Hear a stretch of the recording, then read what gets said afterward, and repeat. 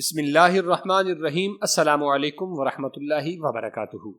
محترم دوستو، آج ہم اس ویڈیو میں جانیں گے کہ حضرت بلال رضی اللہ تعالی عنہ کا اصل نام کیا تھا اور آپ کے اسلام لانے کی اصل وجہ کیا تھی، اور آپ کے کتنے بھائی اور بہنیں تھیں، اور اسلامی مملکت کا پہلا وزیر خزانہ کون تھا۔ کیا یہ بات سچ ہے کہ جنت میں سب سے پہلے حضرت بلال حبشی رضی اللہ تعالی عنہ ہی جائیں گے؟ اذان کی ابتدا کس صحابی کے مشورے سے ہوئی، اور یہ بھی جانیں گے کہ حضرت بلال رضی اللہ تعالی عنہ نے کب اور کس سے شادی کی تھی، اور آپ کی اولاد کتنی تھی، اور آج کل وہ نسل کس ملک میں آباد ہے، اور آپ رضی اللہ تعالی عنہ کی وفات کیسے ہوئی، اور آپ کا مزار پر انوار کس علاقے میں واقع ہے۔ یہ تمام تر تفصیلات ہم آپ کو مہیا کریں گے، بس آپ نے اس ویڈیو کو سکپ نہیں کرنا اور آخر تک لازمی دیکھنا ہے۔ دوستو، ایک مرتبہ صحابہ کرام کی ایک جماعت حضور نبی کریم علیہ الصلوۃ والسلام کی خدمت میں تشریف فرما تھی کہ نبی کریم صلی اللہ علیہ وسلم نے صحابہ کرام کو مخاطب کرتے ہوئے فرمایا، بلال جنت میں سب سے پہلے داخل ہوگا۔ صحابہ کرام نے دریافت کیا کہ یا رسول اللہ صلی اللہ علیہ وسلم، آپ سے بھی پہلے داخل ہوں گے؟ آپ نے فرمایا، ہاں، مجھ سے بھی پہلے داخل ہوگا۔ میں جس اونٹنی پر سوار ہوں گا اس کی مہار یعنی لگام حضرت بلال رضی اللہ تعالی عنہ کے ہاتھ میں ہوگی، اور اس طرح وہ مجھ سے پہلے جنت میں داخل ہوگا۔ جی دوستو، آج ہم ذکر خیر کریں گے اسلام کے پہلے مؤذن کا، مؤذن رسول کا اسم گرامی بلال بن رباح اور کنیت ابو عبد الکریم ہے۔ آپ کے والد کا نام رباح اور والدہ کا نام حمامہ تھا۔ آپ کے والدین بھی ایک قبیلہ کے غلام تھے۔ حضرت سیدنا بلال حبشی رضی اللہ تعالی عنہ بھی پیدائشی غلام تھے۔ آپ نے اپنی زندگی کے 28 برس غلامی میں بسر کیے، اور آپ کا آقا امیہ بن خلف مشرک تھا۔ دوستو، آپ کے اباء و اجداد کا اصل وطن حبشہ تھا۔ بعد ازاں آپ کے والد محترم ہجرت کر کے صراط یعنی عرب تشریف لائے، پھر صراط سے مکہ میں آ کر قیام پذیر ہو گئے۔ آپ کی پیدائش کے بارے میں کتب سیرت میں مختلف روایات ملتی ہیں، تاہم اکثر مورخین کا اس بات پر اتفاق ہے کہ آپ بعثت نبوی سے تقریباً 28 برس پہلے پیدا ہوئے تھے۔ آپ کی جائے پیدائش صراط یعنی عرب ہے۔ محترم دوستو، حضرت سیدنا بلال حبشی رضی اللہ تعالی عنہ کا ایک بھائی اور ایک بہن بھی تھی۔ بھائی کا اسم گرامی خالد بن رباح تھا اور بہن کا نام غفیرہ بنت رباح تھا۔ دوستو، حضرت سیدنا بلال حبشی کا رنگ سیاہ اور قد لمبا، آپ کا جسم کمزور اور آنکھیں سرخی مائل تھی، رخساروں پر گوشت کی مقدار کم تھی، سینہ چوڑا اور جسم پر بے شمار بال تھے، داڑھی ہلکی تھی اور آپ کی آواز بلند اور باروب تھی۔ آپ کے بال خمدار تھے، چونکہ آپ حبشی نسل تھے، اس لیے مورخین نے آپ کے نام کے ساتھ حبشی کا لقب لگایا ہے۔ محترم دوستو، حضرت سیدنا بلال حبشی رضی اللہ تعالی عنہ کے اسلام قبول کرنے کا جو واقعہ سبب بنا، اس کے بارے میں اختلاف پایا جاتا ہے۔ ہم آپ کے علم میں اضافے کے پیش نظر دونوں واقعات کا ذکر کریں گے۔ دوستو، جن کفر و شرکی اور غلامی کے دور میں حضرت سیدنا بلال حبشی رضی اللہ تعالی عنہ نے دین اسلام قبول کیا تھا، اس وقت راہ حق پر قائم رہنا بہت مشکل اور کٹھن کام تھا۔ ان ایام میں آپ رضی اللہ تعالی عنہ عبداللہ بن جدعان کے غلام تھے۔ جب رسول اللہ صلی اللہ علیہ وسلم مبعوث ہوئے تو اس عبداللہ بن جدعان نے سوائے حضرت بلال کے سب غلاموں کو نکال دیا، اس وجہ سے کہ کہیں کوئی مسلمان نہ ہو جائے، اور حضرت بلال اس کی بکریاں چرایا کرتے تھے۔ ایک روز آپ رضی اللہ تعالی عنہ حسب معمول اپنی بکری چرا رہے تھے، جبکہ قریبی غار میں مصطفیٰ جان رحمت صلی اللہ علیہ وسلم بھی جناب سیدنا صدیق اکبر رضی اللہ تعالی عنہ کے ساتھ تشریف فرما تھے۔ نبی کریم علیہ الصلوۃ والسلام نے غار کے دھانے سے آپ رضی اللہ عنہ کو آواز دیتے ہوئے فرمایا، اے چرواہے، کیا تمہارے پاس دودھ ہے؟ جب حضرت سیدنا بلال حبشی نے آواز سنی تو قریب آئے اور عرض کی کہ حضور، میری بکریوں میں کوئی بھی اس وقت دودھ دینے کے قابل نہیں ہے، ماں سوائے ایک بکری کے جو اتنا کم دودھ دیتی ہے کہ مشکل سے میرے لیے وہ کافی ہوتا ہے، لیکن پھر بھی میں آج اپنے حصے کا دودھ آپ دونوں حضرات کے لیے چھوڑتا ہوں۔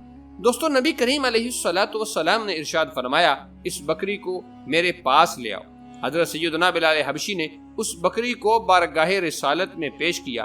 رسول اکرم صلی اللہ علیہ وسلم نے ایک برتن منگوا کر اس بکری کا دودھ دوہنا شروع کر دیا۔ تو دست اقدس کے لگتے ہی بکری کے تھنوں سے دودھ جاری ہو گیا اور دیکھتے ہی دیکھتے سارا برتن دودھ سے لبالب بھر گیا تھا۔ سرور کونین نے اسے نوش فرما کر دوبارہ پھر بکری کے تھنوں سے دودھ نکالا، برتن پھر بھر گیا۔ اب کی بار جناب سیدنا صدیق اکبر رضی اللہ تعالی عنہ نے نوش فرمایا۔ اس کے بعد تیسری بار پھر نبی صلی اللہ علیہ وسلم نے بکری کے تھنوں سے دودھ نکالا تو برتن کناروں تک پھر بھر گیا۔ آپ علیہ الصلوۃ والسلام نے اس بار جناب سیدنا بلال حبشی رضی اللہ تعالی عنہ جو اس وقت تک مسلمان نہیں ہوئے تھے ان کو عطا کیا۔ انہوں نے بھی سیر ہو کر دودھ پیا، لیکن بکری کے تھن اب تک دودھ سے بھرے ہوئے تھے۔ یہ ماجرا دیکھ کر حضرت بلال نے جناب رسول اللہ صلی اللہ علیہ وسلم کی شخصیت سے متاثر ہو کر آپ کے گرویدہ ہو گئے۔ رحمت عالم صلی اللہ علیہ وسلم نے انہیں دین اسلام قبول کرنے کی دعوت پیش کی، جسے قبول کرتے ہوئے جناب سیدنا بلال حبشی رضی اللہ تعالی عنہ دائرہ اسلام میں داخل ہوئے۔ اسلام کا بالکل ابتدائی اور مشکل دور ہونے کی وجہ سے جناب رسول اللہ صلی اللہ علیہ وسلم نے انہیں فی الحال اپنا اسلام خفیہ رکھنے کی تلقین فرمائی۔ پھر وہ بکریاں لے کر چلے گئے۔ رات بھر بکری کا دودھ اور زیادہ ہو گیا۔ حضرت بلال کے مالک نے کہا کہ تو نے ان بکریوں کو بہت تر و تازہ جگہ چرایا ہے۔ جناب بلال حبشی رضی اللہ تعالی عنہ نے ہاں میں اظہار کیا۔ حضرت بلال چونکہ خفیہ مسلمان ہو چکے تھے، اپنے دل میں خیال کیا کہ کیوں نہ روزانہ وہیں چل کر ان دونوں شخصیات کو دودھ پلایا کروں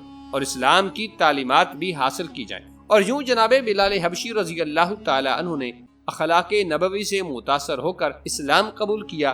مگر دوستو، جناب حضرت بلال رضی اللہ تعالی عنہ کے اسلام قبول کرنے کے بارے میں ایک اور روایت بھی ملتی ہے۔ آپ رضی اللہ تعالی عنہ جناب رسول اللہ صلی اللہ علیہ وسلم کے اعلان نبوت سے پہلے کئی مرتبہ حضور نبی کریم صلی اللہ علیہ وسلم سے ملاقات کر چکے تھے اور آپ ان کے اخلاق سے بے حد متاثر تھے۔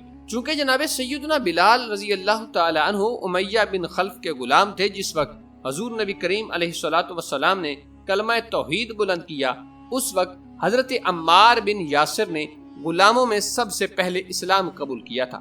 حضرت عمار بن یاسر ابو سفیان کے غلام تھے۔ جس وقت ابو سفیان کو پتہ چلا کہ حضرت عمار بن یاسر رضی اللہ عنہ دائرہ اسلام میں داخل ہو گئے ہیں تو اس نے آپ پر ظلم و ستم کی انتہا کر دی۔ ایک دن وہ آپ کو قریش کی مجلس میں لے گیا، جہاں ابو جہل، امیہ بن خلف اور قریش کے دوسرے سردار بھی موجود تھے۔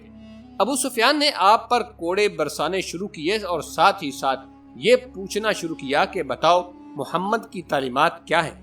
حضرت عمار بن یاسر نے فرمایا کہ وہ ہمیں سکھاتے ہیں کہ تمام انسان برابر ہیں، وہ سکھاتے ہیں کہ اللہ ایک ہے، اسی کی عبادت کرو۔ حضرت عمار بن یاسر کی بات سن کر امیہ بن خلف کو بھی غصہ چڑھا اور اس نے حضرت سیدنا بلال کی طرف اشارہ کرتے ہوئے کہا، کیا یہ سیاہ فام غلام میرے برابر ہو سکتا ہے؟ حضرت عمار بن یاسر نے فرمایا، حضرت محمد صلی اللہ علیہ وسلم فرماتے ہیں کہ اللہ کے نزدیک تمام انسان برابر ہیں، خواہ ان کا تعلق کسی بھی نسل سے ہو اور ان کا رنگ کچھ بھی ہو۔ امیہ بن خلف نے جب یہ سنا تو اس کا غصہ مزید بڑھا اور اس نے حضرت سیدنا بلال حبشی رضی اللہ تعالی عنہ کو پکارا اور حکم دیا کہ بلال، یہ کوڑا پکڑو اور اس کو ایک غلام اور رؤسائے قریش کا فرق بتاؤ۔